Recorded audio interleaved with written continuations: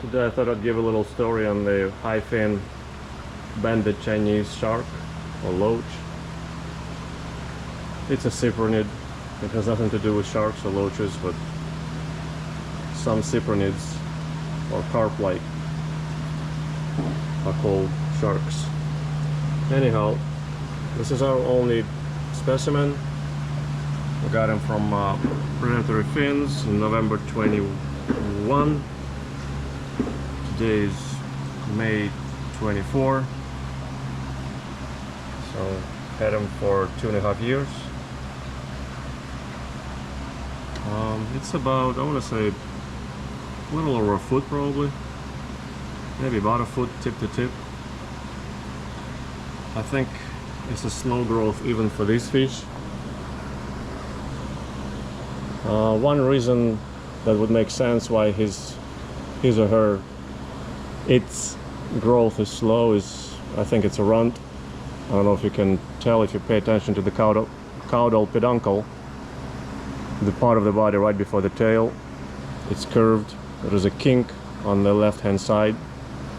It's kink to the left and then kink to the right, kind of a S-shaped, quick S. So it's a deformed fish, always been deformed. We got him like this. We actually bought 5 of them from predatory fins at that time, but this is the only one who made it after about a month or several weeks. They started out seemingly okay, but then just started dying one by one, dropping off like flies. I thought I was underfeeding them. They were kind of thin, yes, and I asked what Rodrigo and Kevin were feeding them. They said bloodworms, so I gave them bloodworms, frozen bloodworms, plenty of. They seemingly ate them, but they still perished away. They were about 2 inches, I want to say, tiny. So, and that wasn't our first attempt. We probably tried it two times before, a couple of specimens each time, and lost them both times. That was years ago, and my theory back then was that our water was too warm for them. They probably cannot handle upper 80s, 85 to 90 degree water. Being a temperate water fish, they come from a temperate water. They can overwinter under ice. People up north in America keep them in their koi ponds. They're excellent algae grazers. So if you have one of these or several of these in your koi pond, you will not have problem with long string algae ever. They will decimate and destroy it. And they will overwinter under ice, no problem, because this is what they do in their habitat in China. Anyhow, where were we? Yeah, that was, I thought it was, our temperature was too warm for them, and that's why they perished. We got them in the cold time of the year or before the cold time of the year, and they did fine for half a year or so, and even in the spring and late spring, but in the summertime got too hot for them. We haven't chilled any water of ours back then, which was 5-7 years ago.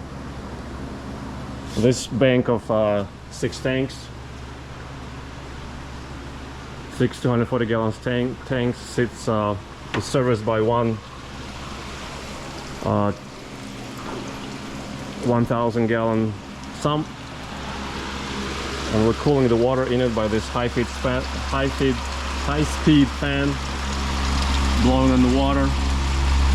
So that allows us to drop the temperature roughly 5 degrees Fahrenheit. Maybe enough. I'm hoping it's enough for this guy to survive. As I said, he's survived here already 2 summers, so he's coming up on his 3rd summer. So that fan has been adequate for when it was younger, but older fish may need lower temperatures and more oxygen. Who knows, their requirements can be different. He has a good vision. See, he's hiding away from me. They're very timid, very shy fish, utterly non-aggressive, so they cannot be successfully kept with semi-aggressive and aggressive tank mates that would bite them and harass them, and they would only just try to run away, but there is nowhere to run in a small tank. Other than when they're small, I think they're rather hardy, except, as I said, when they're small, when you have to wean them onto your foods, when you just get them at 1.5 to 2 inches, sometimes even at 1 inch, which is the tiniest fry. Not the fry, but the tiniest baby, I say. And also the temperature requirement one has to take into account. I've seen adults for sale here in Florida, surviving in the outdoor ponds, even in Florida. Somebody was selling a couple of them, but it was a package with the koi, altogether $8,000 for 30 koi and two 2-foot Chinese sharks. So the owner would not separate them, so I couldn't get them. But they obviously survived outdoors. In the wild, they reach 2 to 3 feet. As you can see, the fish is already starting to lose those attractive dark bands. And you chase them out of there. And they're gonna turn drab.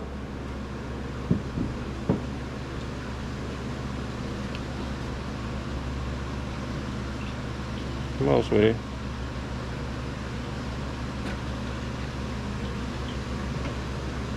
They're gonna turn drab, kind of unattractive, and the symmetry or the proportion of the high fin will be reduced a lot as they grow. The only time they're really attractive, and I don't know if it's both sexes or just the males, is the spawning time, courtship time. This is when they turn bright red in the wild with a yellow stripe running across laterally, front to back.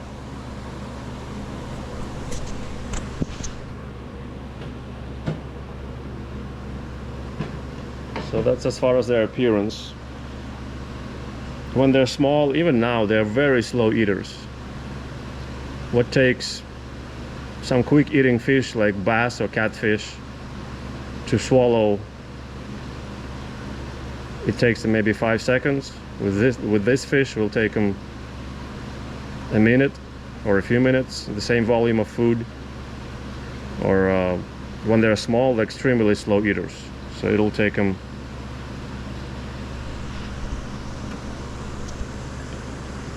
It'll take them 10 minutes to eat what other fish can gulp in seconds or faster. Our guy has been doing okay in this tank. He bounced around through several tanks trying to find him. Was trying to find him the best family that would let him eat. The food needs to lie around for a long time, for 5, 10, 15 minutes, half an hour, for him to have his fill. I hope. Maybe he's still underfed, I don't know. But this tank with the American eels and white sturgeon,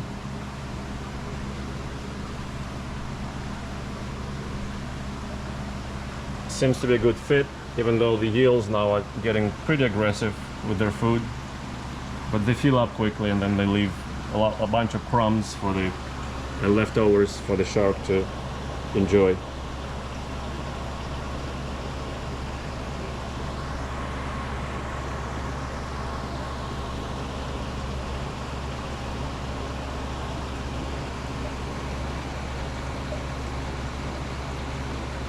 I'm not really sure if they like company. I think they would, probably. They would do okay with more than one of them. Might even be helpful for them or comforting. But as I said, my luck has been horrible with them. So we got 5, and then before that we got 2, and then before that we got another 2. So I'd say probably about out of 9 or 10, this is the only one, talking about the last 10 years or so, or maybe even 20. Yeah, we probably got them before, maybe once at least. Over the last 20 years, this is the only one we've been able to keep longer than 8 months, I'd say. As I said before, we lost them, I thought, due to the heat.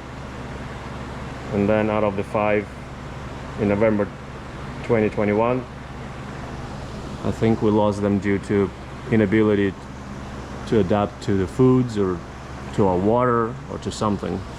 They were separated behind a divider by themselves. Nobody was bothering them. Or maybe they were with the timidest of tank mates, so they were not bothered. But they dropped off, 4 of them dropped off like flies. I always thought this is one of the fish I cannot keep. Almost every collector has a list of fish they know from experience they could not keep alive for long or at all or long term. And I thought this fish was one of them, so this is an experiment. It's surprising that all of this invalid, the deformed one, survived. The rest of them looked perfect anyway, didn't have any skeletal deformities, and still died, and this guy survived. So this is probably a runt anyway. I don't expect large growth, quick or even normal growth from it. Probably slow growth and smaller adult size I expect from him, and lower and the shorter natural lifespan, because mutations and deformities like these don't occur alone, they occur in bunches. So there may be other things that are wrong with it internally that I will never know, short of the most detailed necroscopy by a top fish vet or surgeon. They look kind of funny, unusual, and they attract a lot of attention from our visitors. Usually I do have at least 1 or 2 questions about them from people who come to our aquarium attraction because of their unusual looks, I guess.